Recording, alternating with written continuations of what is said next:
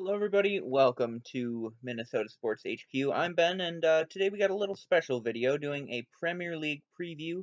Now, should I have done this earlier? Yes. Probably before the first game of the season, but, you know, it's going to be unbiased. Me being a Swansea fan, we're in the championship, so, um, yeah, no unbiased opinions, except for the fact that I hate Cardiff, so, yeah. And then, yeah, let's get straight into it. So I'm going to go from bottom to top. So starting in 20th, we have Cardiff City, and there is a reason for that.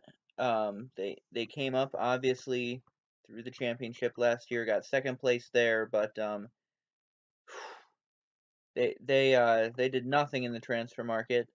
Their squad is pretty rough. The only thing they got is Alex Smithies from QPR, who's a decent goalie. And then Harry Arter on loan from Bournemouth. He can get some goals for him, but yeah, I'm just not really much attacking options from them. Um, yeah, I think it's going to be a rough season for Cardiff, and I mean, most people have predicted them last, so even though I don't like Cardiff, I feel fine with putting them last. Now, in 19th, how about Huddersfield? Now, Huddersfield had a nice start to last season, and they kept some decent players. Obviously the center back Congolo, and they brought in Eric Durm from Dortmund and got a good goalkeeper in Lossell. And then they didn't really lose that many players, but they were really bad last year towards the end of the season, and I think that form's going to continue. But yeah, not seeing too much from Huddersfield. Now, in 18th, Southampton, and they barely got out of the relegation zone last year. They still have no attacking options, which isn't great, obviously. But they did bring in a good center back in Yannick Vestergaard from Mönchengladbach. They brought in El Younisi from Basel, who's a decent winger, and then they brought Danny Ings back, who not really a fan of, but they lost Dusan Tadic, who was their main creator, which I think will be really tough on them. They also lost Boufal on a loan. So not too much strength in the attacking side of the ball there. So I'm thinking 18th. Now in 17th, just avoiding the relegation zone, I am going with Bournemouth. They only brought in one player who is hold up. They brought in David Brooks from Sheffield United, and then they also brought in Jefferson Lerma from Levante, who is very underrated. They didn't really lose anyone. Um, if Callum Wilson and Josh King have good seasons, they could definitely finish higher than 17th. But obviously Callum Wilson is a little injury prone, so I am going with 17th for Bournemouth. Now, 16th, I am going with Watford. Um, Watford lost their best player in Richarlison. They did replace him with Deulofeu from Barcelona, but I don't think that's enough to keep them from improving. They lost, like I said, they lost Richarlison to Everton. They also lost Amrabat, who was a decent player for him, but Yeah, I'm not seeing that many attacking options from Watford as well, even though their midfield is pretty good. Now, moving up to 15th, I put down Brighton, and a lot of people think Brighton are going to do a lot worse than this. But they were very capable of scoring goals last year. They brought in Percy Tau from a long way away. I think that's the South African League. And then they also brought in the Iranian World Cup star Jahan Baksh from Alkmaar in the Netherlands. Both both of those are very good players. And as far as losing anyone, they really didn't. Um, so yeah, I don't see him finishing any lower than 15th. Originally I had him as 13th, but I just found out that they didn't sign Moussa Dembele from Celtic, which I've heard for the last two windows for sure. Okay, 14th, Newcastle. Um, Rafa Benitez might be the best manager in the world. This is a terrible team, but somehow it works. Um, they brought in Fabian Schär. They brought in Salomon Rondon. They brought in some defenders. They also brought in Kennedy on loan again. Um, they lost Mitrovic and Dwight Gale though, so looking up top, I think it's just Jose Perez, which isn't great. Correct me if I'm wrong, for sure. But I don't think they have too much attacking talent. But you know what? Benitez has a very good defensive strategy, and it always works. And I think it'll be enough for them to survive. All right, and moving up to 13th, I have gone with Fulham. Now, the reason why I went with Fulham is they have done some excellent business. They brought in Le Marchand, the center back from Nice. They brought in Mitrovic from Newcastle.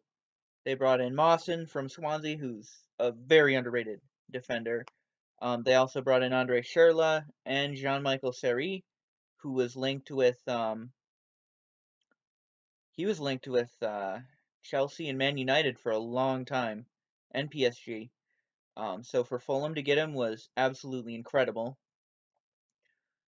And they also brought in Luciano Vieto and Fosu Mensah on loan. So they really did well there to gain some extra talent. So you know what, 13. I think that's reasonable. Now in 12th, I put Burnley. They made some good signings, but um, it's really tough with that Europa League that they're in right now. If they go far and into the group stage, they don't have the squad depth to go into to compete in the league like they did again. They signed Ben Gibson from Middlesbrough. They got Joe Hart from City, and Vidra from Derby County, who was the top scoring midfielder, I believe, the Czech. Um, which these are all great signings, but I don't think that their squad is deep enough to continue getting those results in the league like they did last year. Now moving on to 11th, I have Crystal Palace. What signings they have made, and they kept Wilf Zaha, which was absolutely incredible business by Palace. Um, as far as who they brought in Kouyaté from West Ham, they got in Jordan Ayew from Swansea, and they got it in Max Meyer, who is one of the best young German cams. He's 23 years old. They got him from Schalke on a free. Best signing of the window, I honestly think, especially because it's free. But I uh, I really like what they did in the transfer window. They didn't really lose anyone of importance, which is always great. Now moving on to 10th, I have gone with Wolves, and you know Wolves have literally made the best signings I've ever seen from a championship team going up to the Prem. They signed Rui Patricio, who is one of the best goalies in the world. He's probably in the top 15 goalies in the world. Adama Traore had the most dribbles in the championship last year. Jean Moutinho from Monaco. He's old, but he has great play. They brought in Benica Phoebe. They brought in Den Donker on loan from Anderlecht, who is one of the up-and-coming Belgian midfielders. So I'm excited to see what he can do. They didn't really lose anyone, but the only thing I'm concerned about is what'll happen, like with all these new signings. Like they made a lot of signings, which kind of worries me. But anything can happen. And I say 10th. Now moving up to 9th, I said Leicester City. I like the moves they made. They got the right back Ricardo Pereira from Porto. They got Johnny Evans for 3 mil from West Brom. They got a great midfielder in James Maddison from Norwich. They got Rikid Gezel from Monaco. As far as who they lost, obviously they lost Mahrez, but and Musa and Slimani and Ujoa, but I think they have enough to get in 9th. Um, the only problem I can see is if Vardy gets injured, they really don't have another striker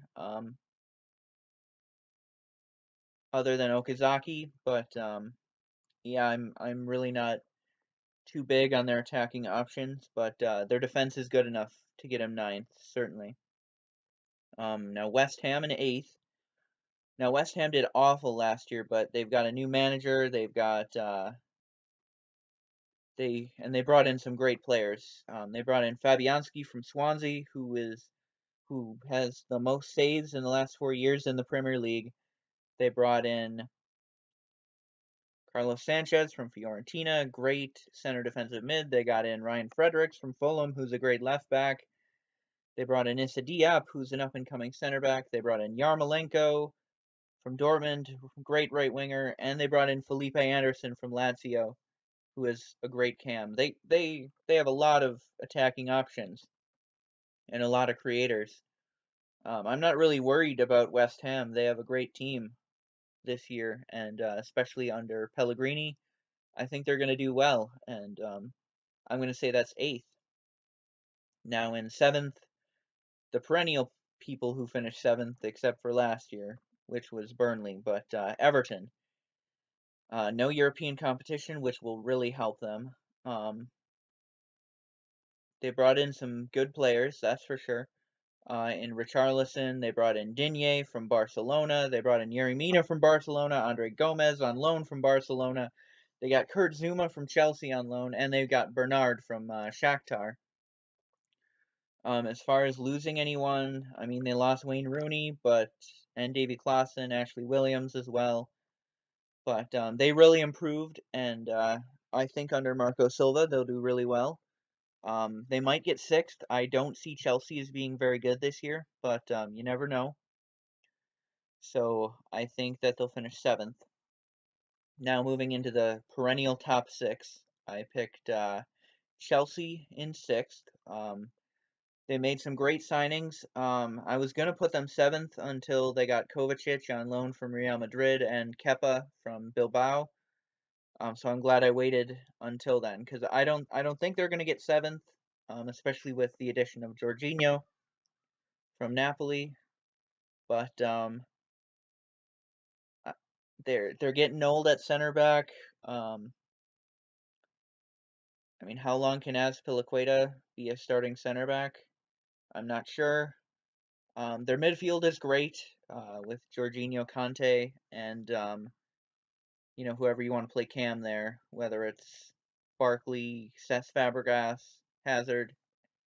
They're going to have a lot of attacking options, but I'm a little nervous about their defense, especially with the new goalkeeper. But I think they'll be okay. In 5th, I'm going with Arsenal, and they made some very good signings. Guendouzi looked very good in the game against Man City. Lucas Torreira from Sampdoria is really great. Socrates from Dortmund, Bernd Leno from Leverkusen, and Lichtsteiner from Juve are on a free. As far as losing people, they only really lost Jack Wilshere and Per Mertesacker, which is fine. Um, I, I like their team. I know the fans aren't great on them, but you know, give Unai Emery a break. If you give him some time, I think he can do some damage in cup competitions, which is probably more likely what Arsenal are going to have a chance at. And then in the coming years, unless they strengthen their team heavily. I like Aubameyang and Lacazette up top. That's great. With Mkhitaryan on the right, I really like that. But until they improve their midfield and their defense, I'm a little hesitant with putting them in the top four. Now in fourth, Man United. Um, I mean, I just don't like Man United, but I don't think it's just that. I mean, the only player they brought in of note was Fred, and they lost, Daley Blind, Michael Carrick. Um, so they really didn't do much in the transfer window when everyone ahead of them, or a few of the teams near them, strengthened. But Jose Mourinho's negative tactics, I'm just not a big fan of, and yeah, fourth. What can I say? And then moving on to third, I put Tottenham. Now I know they didn't make any signings, but all of them had a great World Cup, and they always have good chemistry. Harry Kane's gonna bang in at least 25. You know that. Um, their team didn't change at all, but they got Harry Kane on a contract extension, and that chemistry looks really good. So I'm probably the one who's putting Tottenham the highest, honestly. Now second, Liverpool, incredible what they've done this year. They brought in so many good players. Um, they brought in Fabinho from Monaco, Naby Keita from Leipzig, Xherdan Shaqiri from Stoke, who might be the deal of the transfer window at 13 mil. And then they brought in Allison from Roma, who is a great goalkeeper to replace Karius. That was their only problem last year. Their defense seemed decent. Maybe if they had another center back, I would be picking them to win the league, but not a big fan of Joel Matip, but Van Dijk is very good, and Trent Alexander-Arnold is really good. I think they'll be okay, but if they had another center back, I would definitely put them as first. And now that we've gotten here, you know that I'm picking Man City to win again. Now that I know there hasn't been a repeat winner for a long time, but this Man City team is just insane. They brought in Riyad Mahrez as if they needed any more attacking talent. They didn't really lose anyone of note. Um, I mean, this team is just incredible. Do I think they're going to score 100 points again? No. Pretty much every team in the league strengthened. I think Liverpool will be a few points behind, but I do think that Man City is going to win the league. Um, so there's the Premier League predictions. Let me know if you want me to do any other leagues, or I mean, the only league really making any note of is La Liga. That's competitive this season, but you know, what can I say? That's been my Premier League predictions, and I hope you all have a great day.